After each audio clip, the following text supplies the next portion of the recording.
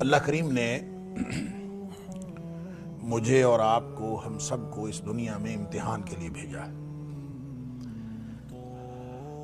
اور یہ امتحان بڑا جامع اور کمپریہنسو امتحان ہے، ہمہ وقت، ہمہ جہت اور لمحے لمحے کا امتحان۔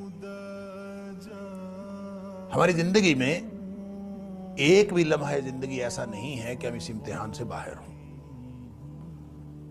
صرف 3 قسم کے لوگ نبی پاک صلی اللہ علیہ وسلم نے فرمایا کہ ان کا امتحان نہیں لیا جا رہا ہوتا۔ رفع الاقلام عن 3 قسم کے لوگ ہیں جن کا امتحان نہیں ہو رہا ہوتا، باقی سارے انسانوں کا ہر لمحہ امتحان ہو رہا ہوتا۔ اللہ اکبر۔ وہ 3 کون ہیں؟ ایک تو مجنون ہے جس کا دماغ چل گیا ہو، جس کے ہوش حواس نہ ہو، اور ایک چھوٹا بچہ ہے جو ابھی ہوش حواس کی عمر کو نہیں پہنچا، اور تیسرا النائم جو سویا ہوا ہو۔ وہ کہتے ہیں سویا اور مویا ایک برابر ہوتا ہے، اس کو بھی کوئی ہوش حواس نہیں ہوتا۔ یہ 3 کیفیات ہیں جب امتحان نہیں ہو رہا ہوتا، اور اگر ہم ان 3 کیفیات میں سے کسی کیفیت میں نہیں ہیں تو ہر لمحہ ہمارا امتحان ہو رہا۔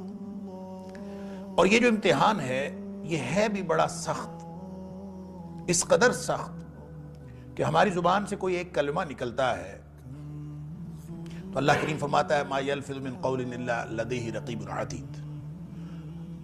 جو بھی ایک کلمہ تمہاری زبان سے نکلتا ہے تو اس کو لکھنے والا فوراً اس کو تیار بیٹھا ہوتا ہے، اس کو لکھ لیتا، وہ اللہ کے دربار میں پہنچ جاتا ہے۔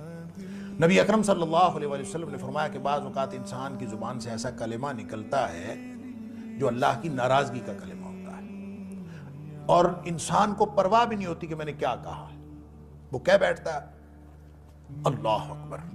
وہ کلمہ جب اللہ کے دربار میں پہنچتا ہے تو اللہ تعالیٰ اس ایک کلمے کی وجہ سے اس کو جہنمی لکھ دیتا اللہ، اور اس کو پرواہ بھی نہیں ہوتی میں نے کیا کہا۔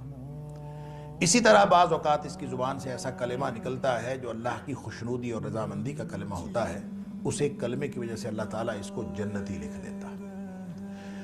گویا یہ ایسا امتحان ہے کہ ہر لمحہ جنت اور جہنم کا فیصلہ ہو رہا ہوتا ہے، ہر لمحہ یا ہم جنت کے قریب ہو رہے ہیں یا ہم جہنم کے قریب ہو رہے ہیں۔ لیکن اس امتحان کے اندر صرف ظاہری اعمال شامل نہیں ہیں، اللہ کریم نے جو باطنی کیفیات انسان کی بنائی ہیں، انسان کا جو دل ہے، انسان کا جو دماغ ہے، جس کو قرآن نے نفس کہا ہے، جو باطنی کیفیات ہیں اور جو ظاہری اعمال ہیں، ان دونوں کا جو کمبینیشن ہے اس کا امتحان ہو رہا ہوتا ہے۔ ایسا نہیں ہے کہ اللہ کریم صرف ظاہر کو دیکھتا ہے یا شکلوں کو دیکھتا ہے، اللہ تعالیٰ باطن کی کیفیات کو بھی دیکھتا ہے۔ اس لیے نبی اکرم صلی اللہ علیہ وسلم نے جو فرمایا انما الاعمال بالنیات، ظاہری طور پر عمل جو ہے وہ بھی اہم ہے، لیکن اس عمل کی اصل اہمیت اس باطنی کیفیت پر منحصر ہے۔